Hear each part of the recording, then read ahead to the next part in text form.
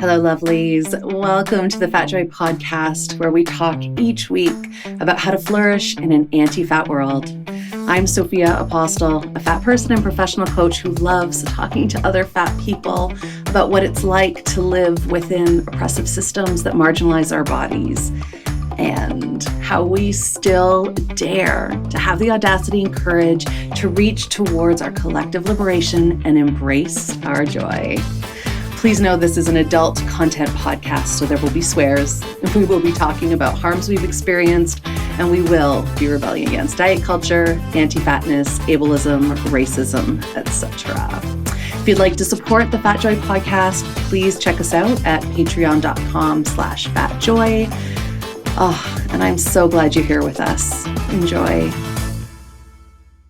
Welcome back, lovelies. I am here with Meg Elison, a fantastic author. And I want to, Meg, I think I mentioned this in the email, but I didn't tell you when we were just talking before. I first met you because you were doing a workshop for an amazing organization called Writing the Other. And I took a workshop with you and, I forget the other person. Marianne Kirby. Yes, thank you, Marianne Kirby, about how to, I forget the official title, but basically how to not write stereotypical fat characters. And can I just say, I was so happy that you offered that class, and that might come into our conversation too, because I'm so sick of all the stereotypes about fat people, as I'm sure many people listening are as well. So Yay for having a class out there. And it was such a great class. And there were a lot of straight-sized people in it that I think got to learn a lot about perhaps where they were not portraying fatness the way that it is. So that's how I met you, and I've been following you ever since. And I just read your book in like 24 hours. #1 fan. I highly recommend it to everybody. But before I gush about that, how about you tell us a little bit about yourself? Sure, yeah. So my name is Meg Elison. I'm a science fiction horror writer. I'm also a cultural critic and feminist essayist. I am writing all the time. That is always my job. I live on the East Coast of the United States now. I until recently lived on the West Coast of the United States, so I have seen it all. And I love teaching creative writing. I love teaching for Writing the Other. And I have an absolutely fire Instagram with amazing fat fashion that I feel like I should talk about more often. Yes, we're absolutely going to talk about fashion, because there's a photo recently with these wings behind you and this dress that, anyway, we are absolutely going to talk about that. And what Meg did not say that I will do a little brag is Meg has won the Philip K. Dick and Locus awards, and she's been a finalist for Hugo, Nebula, Sturgeon, and Otherwise awards too, and then appeared in tons and tons of publications. And can I say my favorite part of your bio is that Elison is a high school dropout and graduate of UC Berkeley. I love that together. I really needed to see something like that when I was figuring out how to go to college as an older student. I really needed to hear from somebody who had dropped out and then figured out how to make their way back. So I tell it every chance I get.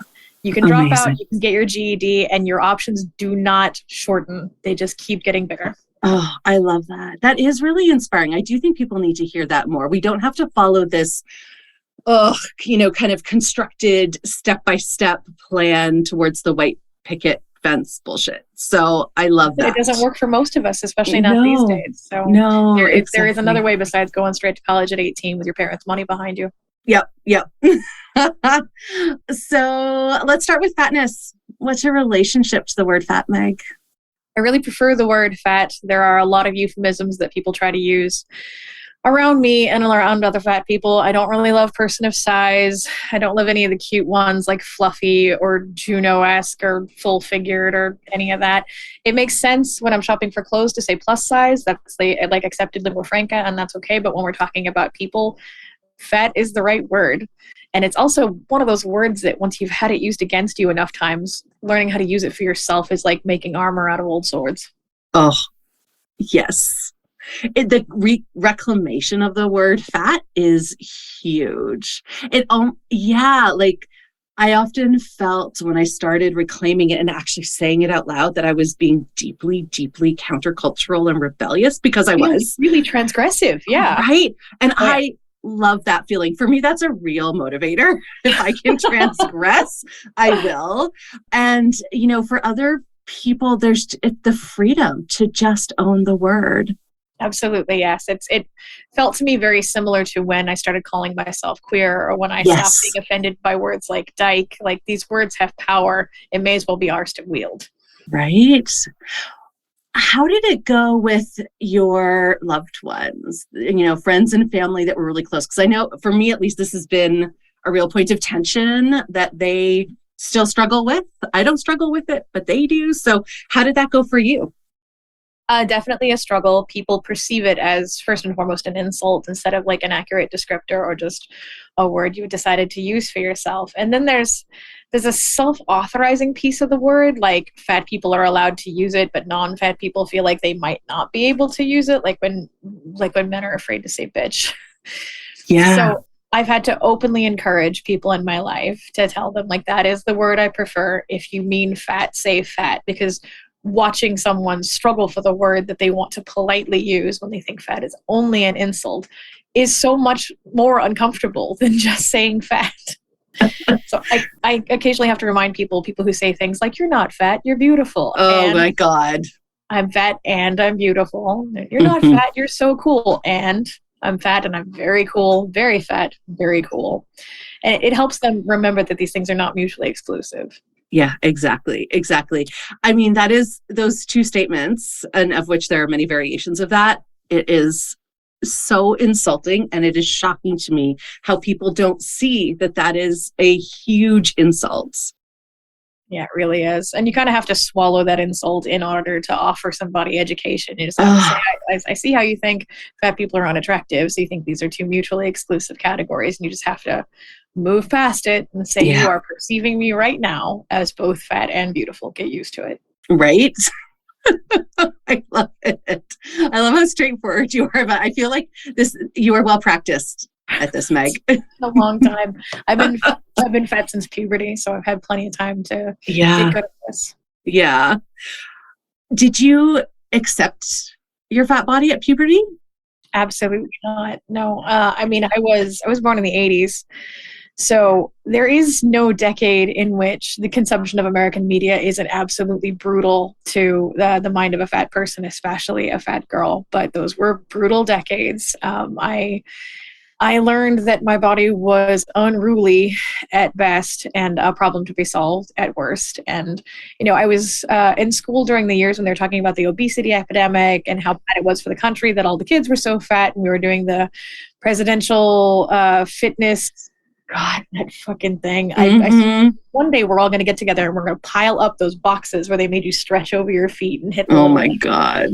We're going to burn them and it's going to be amazing. Let's arrange the event. I think that sounds really cathartic for a lot of people. And I was brought up during a period of time when it was perfectly acceptable to put children on a diet, when we were all eating like fat-free snack wells and like diet right soda and lean cuisine, and just the diet food industry was this juggernaut in the 90s. People born now might not have any idea because their parents are trying to make them eat like actual food, but we were raised on like space food, like weird food-like products. Yes. There was a brand of potato chips that made people shit their pants. Oh, Olestra. Olestra. Had that pump at Olestra. My friend, I was in the States, so I'm in Canada now, but I was in the States from when I was 12 to 17. So I remember one of my friends who was bigger. I don't know if I would have used the word fat at that time, although she would have perceived herself as fat. Her family thought she was fat. Anyway, that whole thing. And her mom, I think, bought these chips and she shit herself all over the place. It was so terrible. The worst cramps. Oh, like, yeah. I remember, I think we were like 14, 15, and I was like 94, 95-ish, I think, when this was like the craze. And like the stuff that we were subjected to because of the ways our bodies looked. And the unspoken part of that always was this, whatever the side effect is, whatever the shitting your pants, sick for a year, hair falling out, teeth falling out, whatever the side effects are, they are preferable to being fat. Right. Worth it. Your life is inherently more miserable than one where you literally shit your pants while you walk down the street. And that is mind-boggling to me. Also, if you want to know more about Alestra, there is a great episode of the Maintenance Phase podcast about it. They do a whole deep dive. If you think you're making this up, check it out. Yeah, that is one of my favorite podcasts. I recommend it. I've converted so many people to it. It helps people think about stuff they've never thought about before. Yes. Like, what is the inherent value of thinness, or how much do we owe other people a healthy body? Right. Well, and how much of fat phobia, anti-fatness has been constructed by insurance companies and pharmaceutical companies. I mean, out of capitalism, out of racism. Yeah. Oh, brutal. Yeah. So you went through all of that in your teens. All of that. All of it. And then?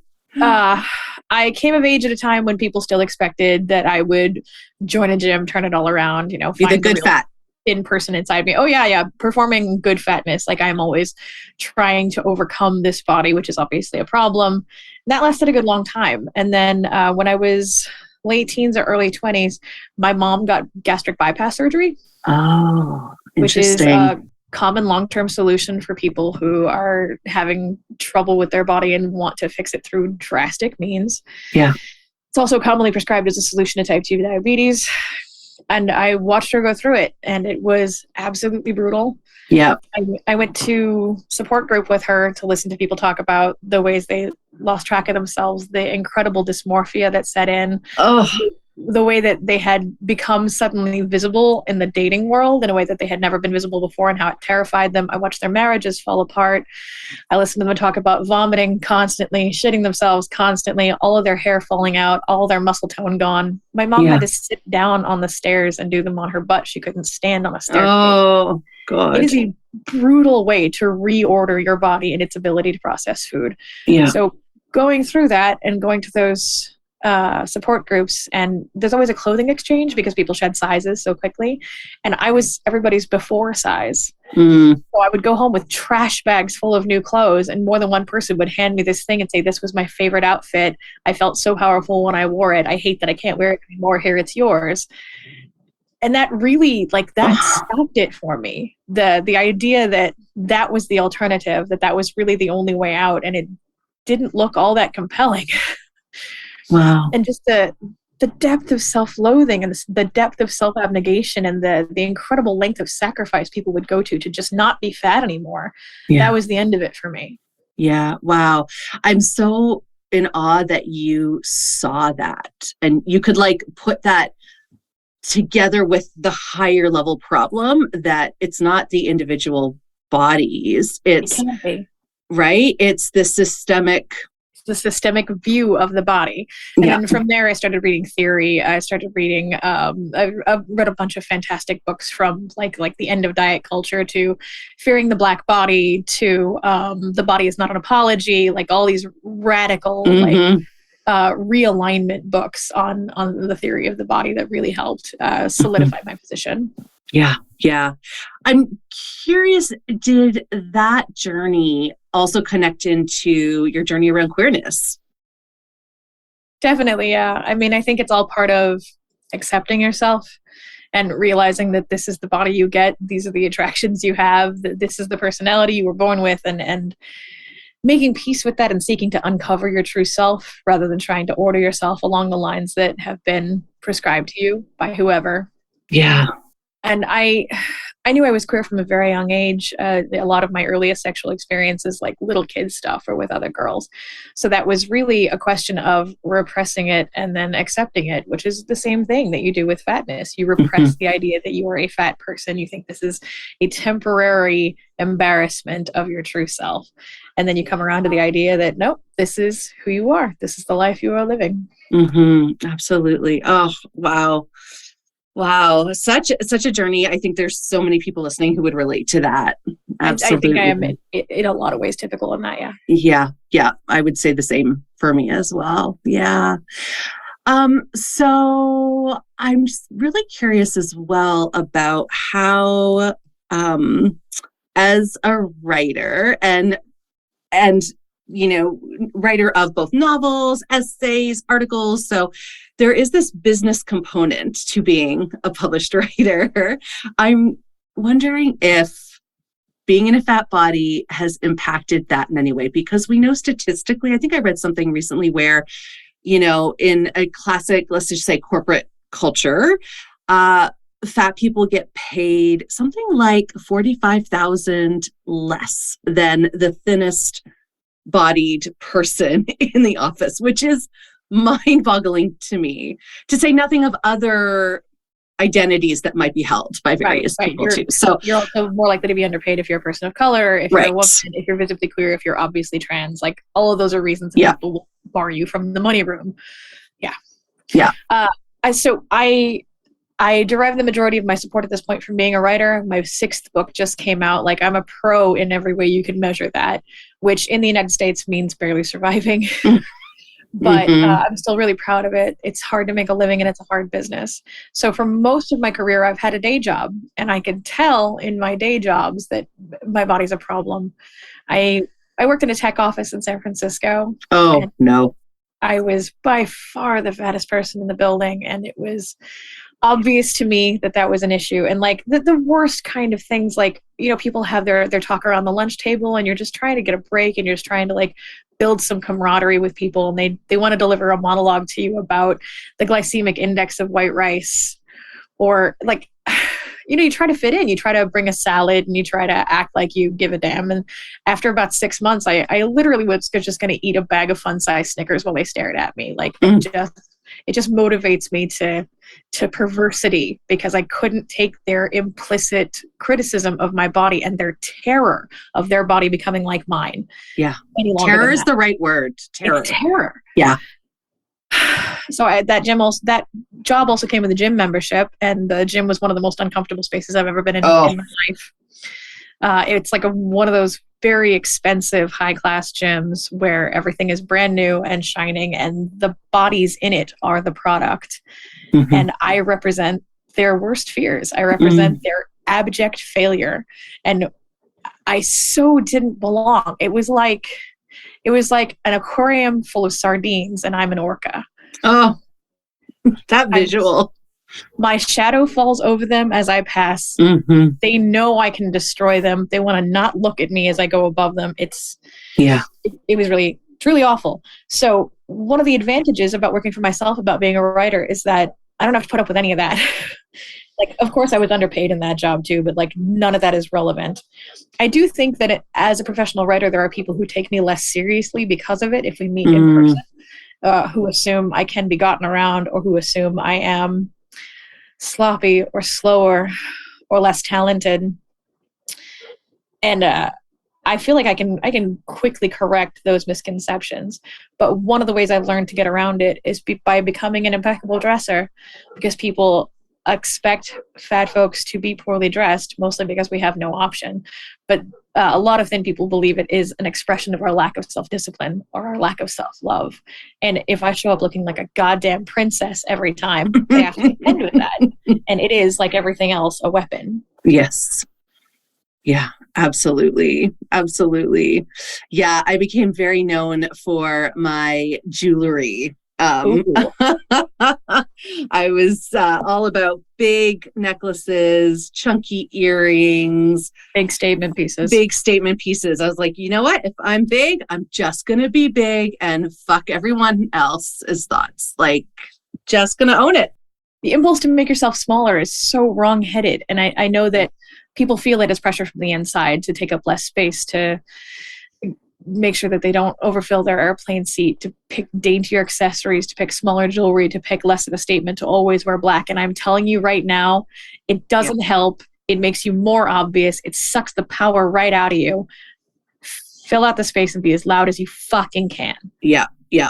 And I love that you just said around it sucks the power out of you, because I think that's a huge part of this, actually, that shift into being an empowered fat person as opposed to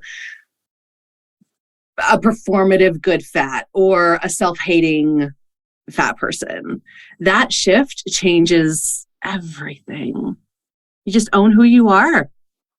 There's a quote from Thomas Harris that I think about all the time, and it says, "This is the worm that destroys you. It is the temptation to agree with your critics in order to gain their approval."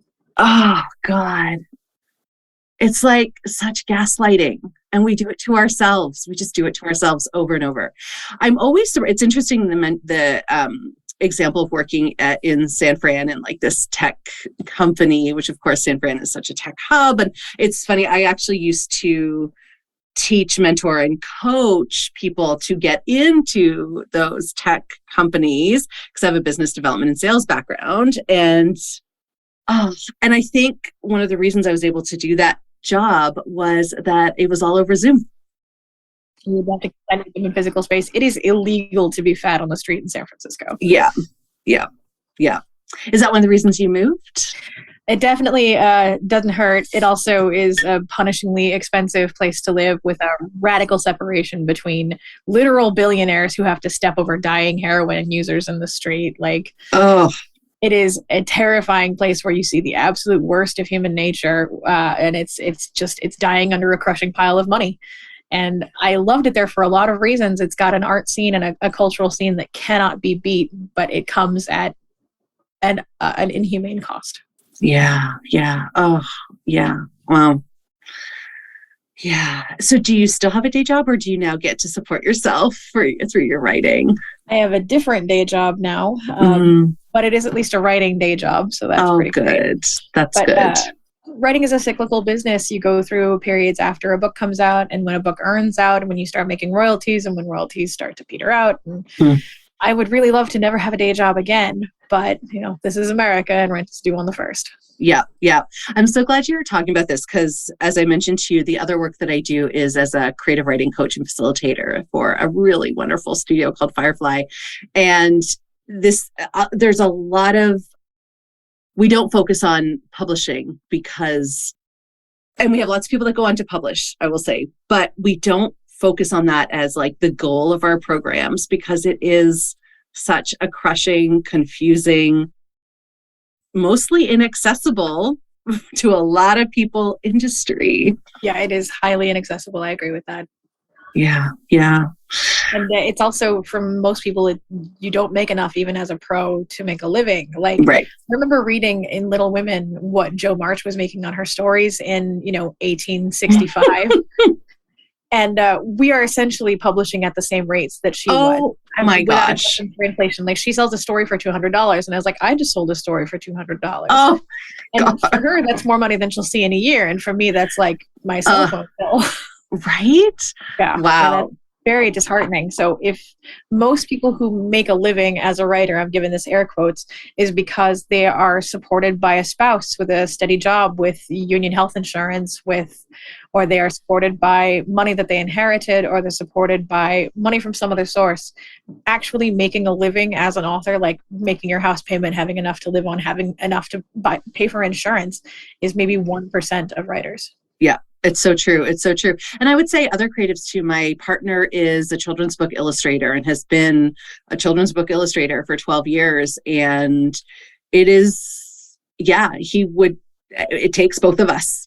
Yeah. He couldn't live fully off of what he makes and all these other, all the house stuff and kids and, it just grows from there. So yeah, we don't privilege creative arts. We don't. And it does not have to be that way. There are plenty of examples of other countries where there are grants and support programs for people who make art. I was at Worldcon in Chicago a couple of weeks ago, and I met a writer from Iceland who writes mysteries and fantasies and science fiction and was supported by her government for being an author. All of us talked about how difficult it is to make it and how difficult it is to dedicate the time that we need to make art outside of childcare and trying to earn a wage. And she was like, yeah, I don't have to do that because Iceland takes care of me. So that is an option. Wow. That could happen. We could have a larger NEA, for example, that supported working artists, but we don't. Wow. What's NEA? Sorry, the National Endowment for the Arts, or one of the many grant programs at the federal and state and city level. Like, these do exist, but they're so few and far between. Yeah, and there's so many applications. We have a Canadian version too that, the Arts Council. Did you want to move to Iceland when you heard that? Icelandic sounds like a difficult language to master, but I tell you, if that's the deal, I would put up with long nights. So in your books, do you write fat characters yourself? How have you dealt with that as a writer? I love writing fat characters. I love writing fat characters who defy fat stereotypes. I love writing fat characters who have huge, expansive personalities and are unapologetic and fill out space. The ones who have rich and involved sex lives. Fat characters who have particular physical feats that they're great at, who play sports. And then one of my best known works, The Pill from a couple of years ago, that was what got me nominated for the Nebula and the Hugo. And I did lose, but it was maybe the most recognized thing I've ever written, is about a world where there's a pill that solves fatness. It fixes your body. And it goes from being the hottest new thing to an option that many people take to compulsory. Because if you can fix fatness, why wouldn't you? And I wrote the main character as a renegade who won't take the pill. Oh, okay. That is my next book I'm going to read. I cannot wait to read that. I mean, obviously you're making a point with that novel. Yeah, obviously. Okay, yeah. And I love that it got that much recognition. Were you surprised? I almost feel surprised by that. Are you surprised? I was surprised. I think of it as the fattest and angriest thing I've ever written. Yeah. And while that's true, people responded to it, and not just fat people. Like, I heard from a lot of people who are thin, who are average size, who are, in many cases, like they possess the ideal body as dictated by our culture, and they tell me how deeply they felt that. That just amazes the hell out of me. I also, frankly, heard from a lot of fat people who are like, I love that story, and if the pill was real, I would take it. Right.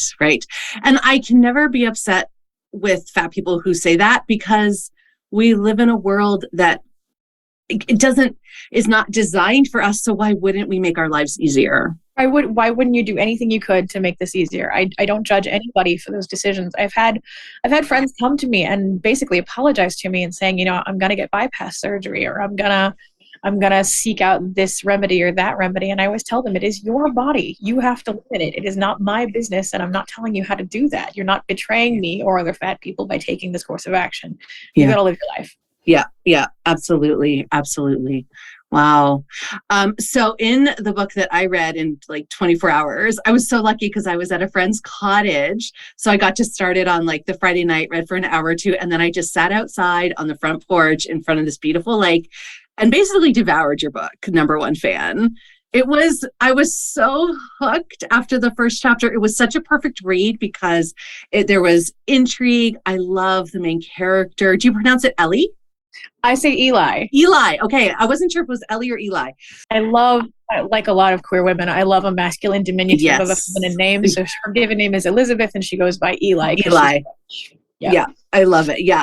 Eli is, because I'll speak in the present tense about her work, is fantastic, complicated, neurotic. Like, I loved being in Eli's mind so much.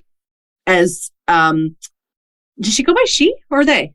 She goes by she. She goes by she. Okay. As she navigates through this situation, I'm not going to like give anything away, but at the end of the first chapter, and actually I think it's even on the back cover of the book. It is.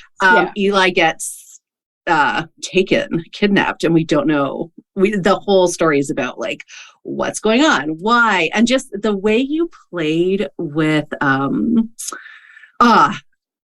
I feel like there were so many meta pieces to this book about the book industry, about fandom and the cult of celebrity, and just there was so much in it. It was so good. I highly, highly recommend everyone read it. It was fantastic. Thank you for writing it. And it was funny. I was at this cottage and there were two other writing coaches with me, and they were like, you just can't put it down. I'm like, I have to know. I have to get to the end. And I always feel like I'm holding the book up. We were talking about I like to break the spines of books. I like my books that I have loved to look loved and well worn. And they were both horrified. So are you a spine breaker when you read? I'm worse than that. I'm a spine breaker. I'm a page folder. Oh, I fold pages too. I love it. I will write notes in the margin. I'll highlight things. I believe that a book is a physical object that contains the history of how it has been loved. Yes. It's bashed around in my backpack. I read it in the rain. I read it in the bathtub. Like, it's not the only one of its kind. It's not a fucking Gutenberg Bible. It's a paperback that you had a relationship with, and it should look like it. Right. You just worded that so much more beautifully than I have been able to, but that's exactly what I feel too. I love my copies of Lord of the Rings trilogy and The Hobbit are falling apart. They have been so well loved We've had a deep and long-term relationship.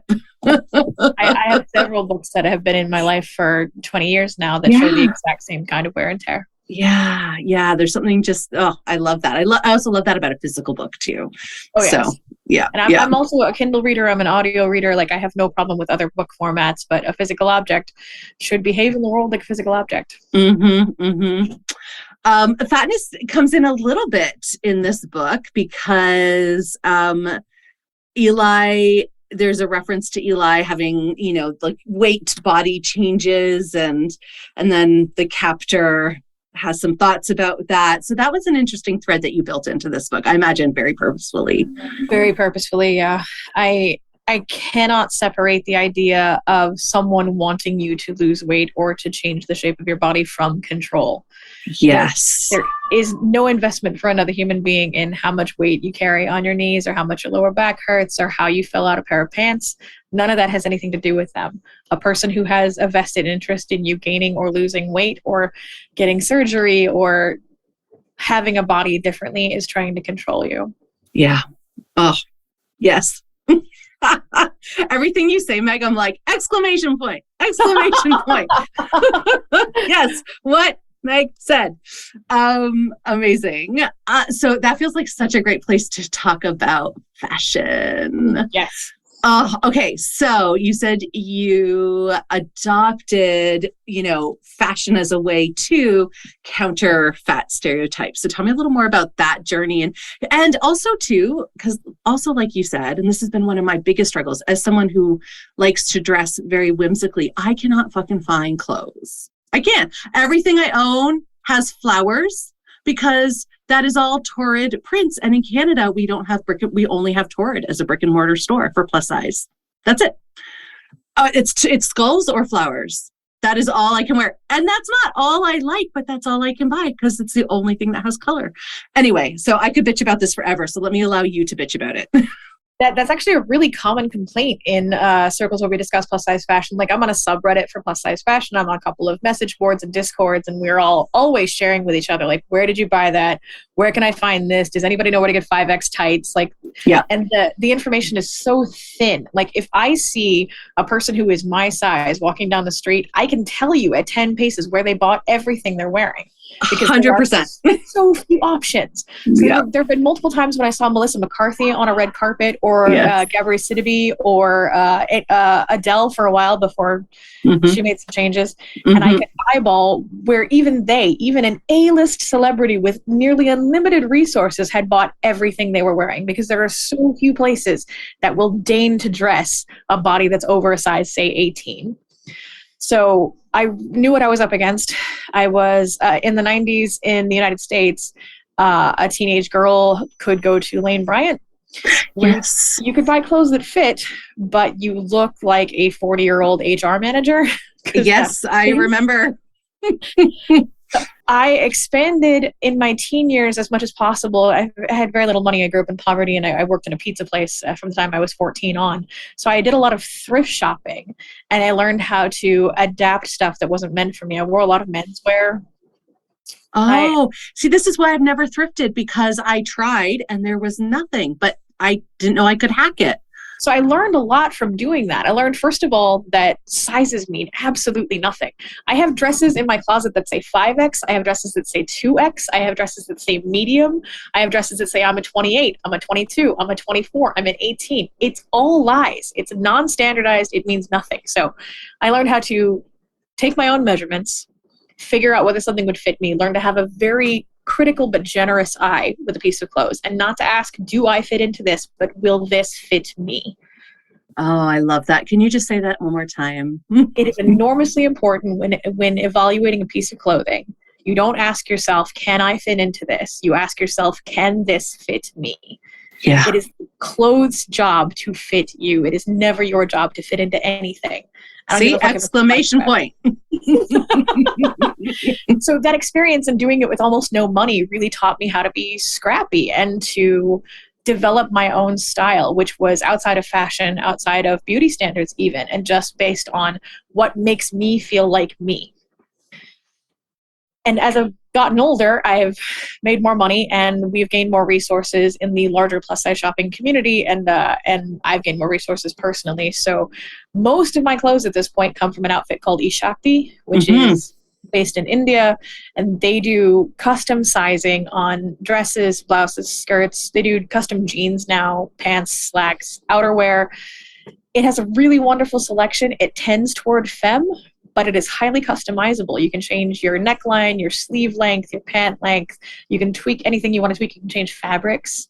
So first of all, I always know any Shakti when I see it. Second of all, I only have clothes that were made for my body, which is an absolute revelation. Also, all of their clothes made for femmes have pockets. Yes. The stupidest political stance I've ever had to take, but I don't buy clothes without pockets anymore. Well, and do you know the origin of why women's clothes don't have pockets? Have you I've heard a about couple of different versions, but I know that the idea that we do not need to carry wallets or keys or anything that signifies power or ownership seems pretty meaningful to many. Right. And the one I read too is because it was back in, I don't know, 50s or something when women's clothing got rid of pockets, because it's expected that your, air quotes, husband would be carrying all those things and you don't have to. Just the most ridiculous thing that led to the revolution now of it has pockets. I'm wordless. I get complimented almost every day on something that I'm wearing, which is also a fantastic way to live, by the way. Yes. I always tell people, I am legally required to tell you this dress has pockets. Yes. And my pockets hold my wallet and my car keys and my full-size gigantic fucking cell phone. They're real pockets. So I spend a lot of my money there. I do a fair amount of shopping at the Locus, which I think is a pretty accessible fashion brand to most people. There's also Universal Standard, which does not suit me in a style kind of way, but does have sizing up to, I think, a 34 or 36, which is nearly unheard of in this market. Yeah. And there's a fancy dress company called Sulky that I absolutely love. It's big, dreamy, puffy, romantic dresses. Oh, They are showstoppers. My dress from the Hugo's, the one with the giant gold wings behind me, that's a Selkie. Oh. And I adore it, and their line goes up to 5X, and they show it on 5X bodies, so I can actually look at a dress and know how it will fit me. This is the thing, too, that I've noticed Torrid has started doing, because Torrid is my go-to for everything. Torrid's really good for casual clothes. Yeah, exactly. Yeah. Well, and they've started showing, you can click on, I'd like to see this in a 4X body. But that's just recent. That I don't know, maybe a year, maybe 6 months. It's so upsetting to think that we've been shopping our whole lives without ever seeing ourselves represented, because things just fit differently. They're cut differently, they're made differently. If you can't see it on a plus size model, one of the best things I ever did for myself was I started following people on Instagram who are shaped like me. Yes. It did so much for me. First of all, it helped me normalize myself to myself. It helped me to see their thousands of likes and comments and the people who couldn't get enough of them. That did so much for me. And also, I follow people who I'm a fit match for, and I try to see what they're wearing, and I try to see if I can get it. And that, it feels like living in a different world than the one where I grew up looking at Adelia's catalog and being like, I guess I can buy these shoes. Right. Oh, I'm so inspired. I've had the eShakti app for probably 3-4 years. And I go in and I look at it, and then I just, for some reason, I get intimidated. This is silly, but I get intimidated by measuring, not for any shame reason, but I'm just like, am I measuring properly? And then am I doing this right? And I don't know if it's returnable. And then of course, Canadian, you're paying US prices and then shipping charges.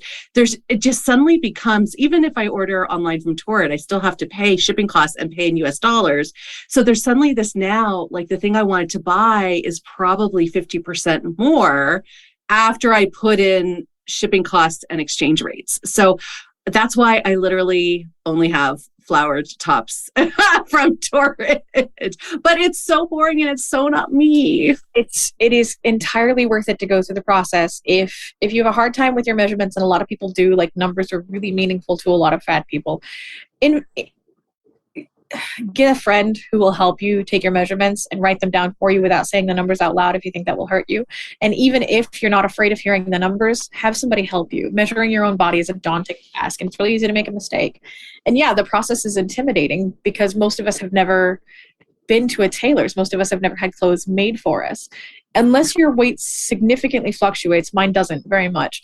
Unless you have to change it every 6 months or so, you put those numbers in once and you're done. And the system retains it for you. So whenever you buy clothes, like I haven't looked at mine in years, actually. I've been ordering from them for like 6 years. And it's already in, and it's a machine that knows exactly the shape of my body and spits out perfect clothes for it. I can't even imagine, Meg. That is like revolutionary, like for my body. Honestly, it is completely revolutionary. It changes the way I see myself. It changes the way I hold myself. It very much changes the way people react to me. I cannot overstate its value. Wow. I wish you had an affiliate link. I have an affiliate link. Oh, you do? Oh my God, send it to me. I'll include it in the show notes because I will send it to you. I have it sounds amazing. Largest referral in the world. Are you really? No joke. Okay. Paying me. Honestly, they should be paying me, but I'm getting a hell of a discount. So amazing. Oh, I'm so glad. Well, and I feel like, I mean, for me, and I imagine for others as well, listening, like you've given me the courage to actually try this thing. Please try it. Yes. Yeah. Okay. And definitely send me the link. I'm going to make a note to myself. You got so it. Me and anyone else. Maybe we can get you to number 1 referral in the world. I'd be so happy to crack the top 5. All right. Well, we'll see if we can help with that. So what is your style? How has your style evolved? I really felt like a lot of avenues were barred to me because of my size. Like what I wanted my style to be, I want to look like a well-organized member. So I want to say a royal family. I'm a socialist and I don't believe in the monarchy. Yeah. I love when people ascribe regality to my bearing and to my clothes. Like I love when people walk past me and say queen. That's what I'm trying to protect. Yes. So I want to look like a modern and very collected member of a royal family. And you don't think of that as possible because, you don't see fat royalty unless they are like a dying diabetic king in Game of Thrones. Yes. So I often get compared to Snow White because of my color palette. So I am quite pale. I have dark hair and dark eyes, and I prefer real red lipstick. So what I like to say is Snow White grew up, overthrew the evil queen, and instituted free education in her kingdom. That's amazing. And that's your style. And you actually, what a fun way to... that you get to occupy that and that you get to dress that. You have found ways to see. I feel like I maybe need a consult with someone because I'm like, what is my style? I think I'm kind of quirky and whimsical, but I don't know. I think as a writer, it's really valuable to tell yourself a story. And it doesn't have to be the same story every day. You can be a different character every day. But I love people who wake up in the morning and say, I want to look like a person who's secretly a mermaid and can never touch her toe to salt water again, or her tail will come back. And then you can just manifest that through your outfit, through your accessories. Make up the entire narrative of how you dress. Live in your own personal fable. No one can stop you. Right? Oh my God, that is so good. All right, I think that might have to be a writing prompt in my classes this week. That's amazing. Oh, so good. So Meg, I want to check in and touch into this idea of staying connected to joy, to fat joy. This world is really harsh for fat folks. And how do you stay connected to joy? How do you orient towards being joyful when there's so much that is designed to make us not joyful? I find something every day that brings me joy in my body, and it can be a completely simple thing. Like I really like, if I'm writing all day, I like getting up and having a dance break. Love it. It makes me feel in my body. It makes me feel rhythm in my body. It makes me feel graceful and sexy, and dancing can't be beat. Right. Current favorite song? It's not called "Break My Soul" by Beyonce, is it? The name of the song has something. It's something else, but it's that. Nice. It's Unstoppable. That whole album is great dance music, and she can always be counted on. All of Renaissance is fantastic. So dancing, definitely. You have to give yourself permission to use your body, maybe in ways that no one has shown you how to use it. So I love watching fat people on YouTube who do yoga or who do modified stretching. I'm a stretcher. I love to stretch out my hips and my low back, and I give myself space and time to do that. Not every day like I should every day, but the relief from it and the quality of rest and the quality of feeling like you value yourself in just stretching. Like, you don't have to get your heart rate up and fucking whatever, that's a scam. But just stretching out your joints makes a huge difference. Well, and also with that, I just want to say what's so interesting about what you said too is this idea of in a way that no one has ever shown you. We've been told, or society has constructed this thing like you must hold it in, suck it in, cover it up. So I spent most of my life fully 100% awareness on what angle is this person looking at my body and what do I need to shift in order to look more acceptable, again, air quotes. And so when you're saying, I'm stretching my body in a way that I've never seen people stretch their bodies, that permission is huge. The permission is really important, and shedding the idea of an outside observer. No one is watching. You don't belong to anybody. You don't owe anybody anything. Shedding that idea that you are constantly being watched to see how correctly you perform having a body. Yeah. The amount of CPU that frees up in your brain, you're not running outdated background software. Mm-hmm. Incredible. Right? Stopping that and stopping calorie math were like, my brain was like, oh my God, I can do anything. You're not concerned with how many calories are in a sandwich. Yeah. Not doing calorie math, not worrying about what other people think when they're watching you eat. Yeah. Yeah. Honestly, it brought back the ability to enjoy dinner. Yeah. Like, what if you just enjoyed the food that you were eating and felt how nice it was to have calories marching into your bloodstream? Right. And that's joyful too. The pleasure, just in general pleasure. Honestly, it's all I'm after at this point. I can't verify anything else in life that's good except pleasure. So that's what I'm. I love that. I refuse to suffer anymore. I'm like, I will not suffer. I will no longer wear bras that hurt me. I will no longer go to places where I feel uncomfortable. Like, I don't want to suffer anymore. Why? We're not doing that anymore. We're not wearing pinchy shoes. We're not going to restaurants that only have shitty little stools. We're not doing any of that anymore. So love that. And then for those of us who are allosexual, I think it is very important to cultivate relationships with people who are attracted to you, not in spite of your body, yes, but in it and with it. And I know that a lot of people struggle with feeling fetishized or feeling like the attraction to their body is in itself aberrant. And finding the mixture of that, finding the idea that someone who truly values you and loves your personality and loves being with you also really loves your body and loves how these things come together is enormously important to me. Mm-hmm. So seeking out and cultivating those relationships has made a huge difference to how I see myself, how I value myself, and how I feel like I deserve affection and comfort and pleasure with the body of someone I love. Right. And that's that self-worthiness piece. That I'm worthy. I'm worthy exactly as I am. You said the term allosexual. Could you explain that one? Yes. Allosexual are those of us who experience sexual attraction and have a sexual identity, and it exists in contrast to the idea of asexuality. And I don't want to exclude asexuals. There are lots of ways to enjoy having a body, like eating carbonara and riding a bike, are totally valid. But for those of us who like sex, I find that it's a very important part of accepting your body. Beautiful. Yeah. Thank you. Mm-hmm. Those are all amazing ways to keep turning towards joy. They work for me every day. Mm-hmm. And I feel like you exude joy. I mean, I'm watching you, and there's like your face is glowing and you're so in it and present. And I love that. And I think of it as a form of confrontation. I love that people who have never seen a happy, sexy, very much in demand fat person look booked and busy and extremely fashionable. The fact that they have to be confronted with me feels delicious. I so agree. Yes.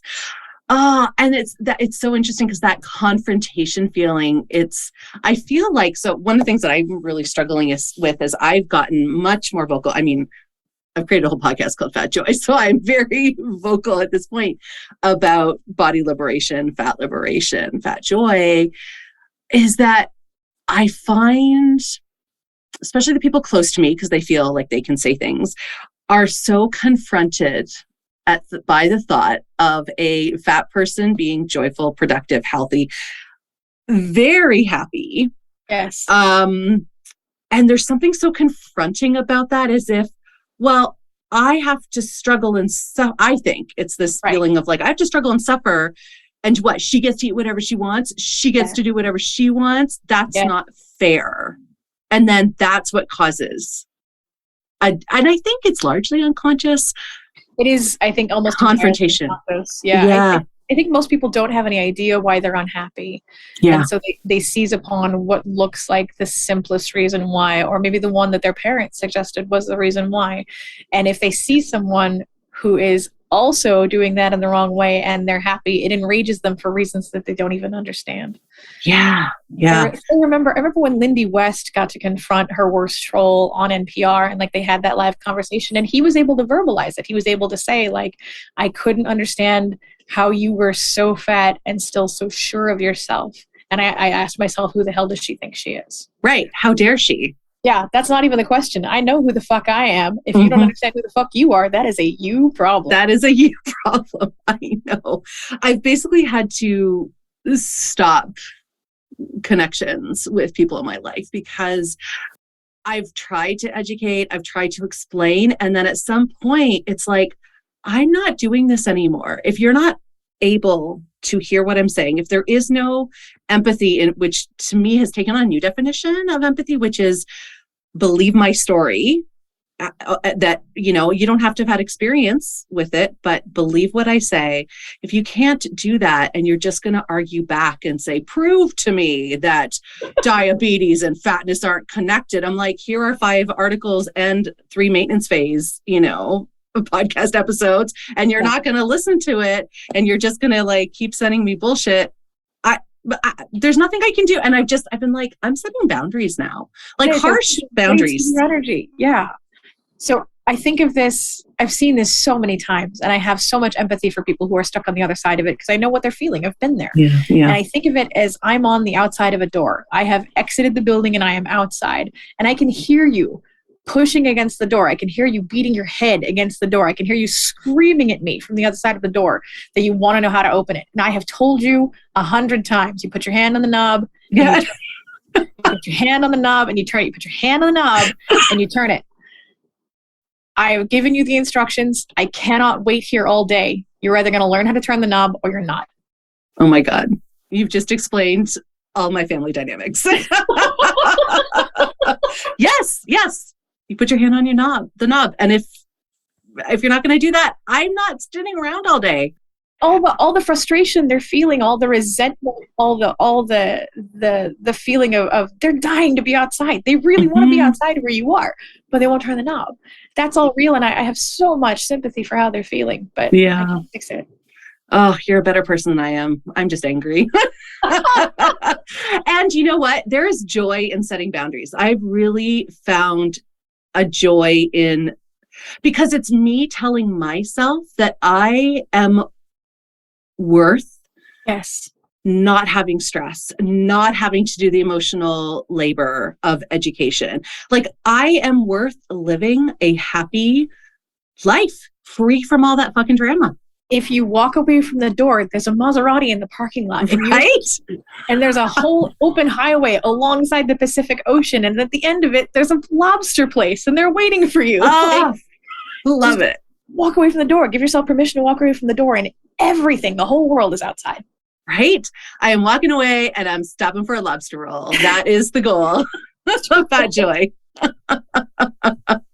Oh my gosh, Meg, this has been such a wonderful conversation. Thank you. I've enjoyed this thoroughly, and I cannot wait for everyone who doesn't know you to follow you, to check out eShakti. I'm going to put all the information in the show notes, and this has been such a joy. It's been really great. Thank you for having me. Thank you. Before we go, I'd like to read a poem, because poetry can reach our hearts in a different way. Poems can have us feel in a different way. And that's what this podcast is about: expanding our hearts, deepening our empathy, and inviting in joy.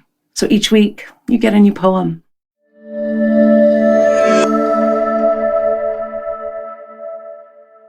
So I chose this poem for Meg's episode because it is filled with brilliance and wisdom and rebellion and power, just like Meg. It is called Pluto Shits on the Universe, and it's by the incredible Fatima Asghar. I'll also include a link to Fatima reading it live at a slam poetry event that you have to watch. I cry and cheer when I listen to, and watch this video. It's incredible. So here it is. I'll try to do it justice. On February 7th, 1979, Pluto crossed over Neptune's orbit and became the 8th planet from the sun for 20 years. A study in 1988 determined that Pluto's path of orbit could never be accurately predicted. Labeled as chaotic, Pluto was later discredited from planet status in 2006. Today, I broke your solar system. Oops, my bad. Your graph said I was supposed to make a nice little loop around the sun. Nah, I chaos like a motherfucker. Ain't no one can chart me. All the other planets, they think I'm annoying. They think I'm an escaped moon running free. Fuck your moon. Fuck your solar system. Fuck your time. Your year ain't shit but a day to me. I could spend your whole year turning the winds in my bed, thinking about rings and how Jupiter should just pussy on up and marry me by now. Your day, that's an asswipe, a sniffle. Your whole day is barely the start of my sunset. My name means hell, bitch. I am hell, bitch.